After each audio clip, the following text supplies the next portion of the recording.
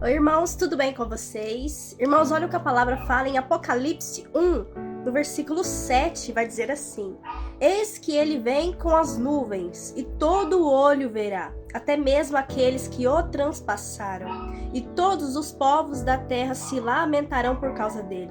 Assim será. Amém. Irmãos, aqui nessa passagem nós vemos a revelação que o Messias deu ao servo dele, João, para que fosse passado a cada um de nós essa revelação.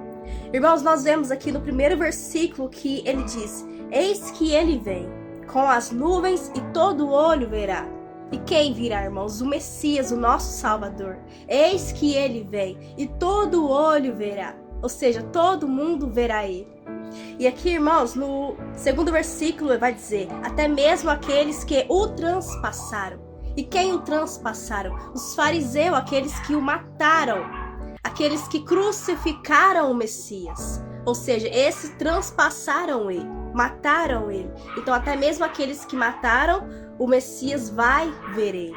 E no último versículo, irmãos, vai dizer: e se lamentarão por causa dele.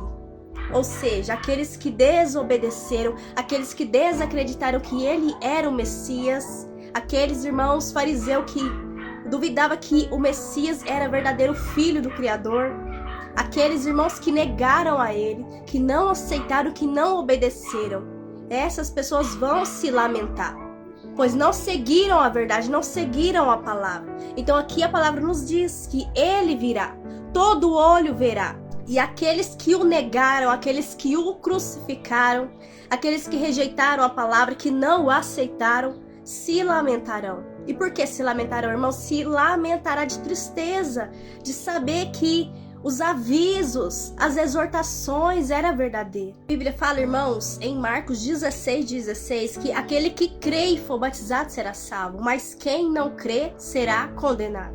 Ou seja, mas para você crer, você precisa ouvir a palavra, guardar a palavra no seu coração.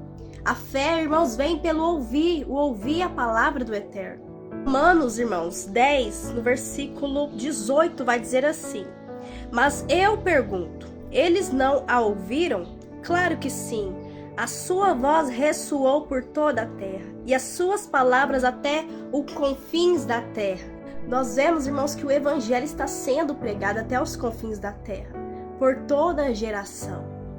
Então, diante do tribunal do Eterno, no grande dia, ninguém vai ter a desculpa de se apresentar a ele, de falar que não ouviu, não teve a oportunidade de ouvir a palavra. Porque todos tiveram a oportunidade de ouvir a palavra de salvação, a palavra de exortação, de conserto. O problema é que muitos rejeitam a palavra, por achar que a palavra é mentirosa, que a palavra é desatualizada, por achar, irmãos, que tudo isso aqui que está escrito não vai acontecer. Porque, irmãos, nós vemos o evangelho se espalhando. A Bíblia fala em Mateus 24 que antes da volta do Messias acontecer, o evangelho seria pregado a toda a nação, tribos, línguas, e isso está acontecendo, irmãos. Desde a época da igreja primitiva, ali, quando o Messias vai e fica a igreja primitiva dos discípulos, ali, irmãos, eles pregavam só para eles mesmos, para os judeus. Só que ali, os gentios também começaram a receber a palavra de salvação. A salvação que era, irmãos, somente o povo judeu, se estendeu para os gentios, se estendeu para todo o povo, língua, nação. E isso está acontecendo, está se espalhando. O evangelho tem se espalhado, o evangelho tem crescido. E só não escuta, só não obedece, só não guarda aquele que não quer. Aquele que não quer renunciar não guarda a palavra, não obedece a palavra. Mas ela está aí, sendo pregada a todo mundo. E agora olha o que diz, irmãos, em Apocalipse 1, versículo 3. Vai dizer assim: Felizes aqueles que leem as palavras dessa profecia, e felizes aqueles que ouvem e guardam o que nela está escrito, porque o tempo está próximo. Ou seja, irmãos, feliz aquele que ouve a palavra dessa profecia, aquele que guarda no coração, aquele que pratica, porque, irmãos, o dia se aproxima.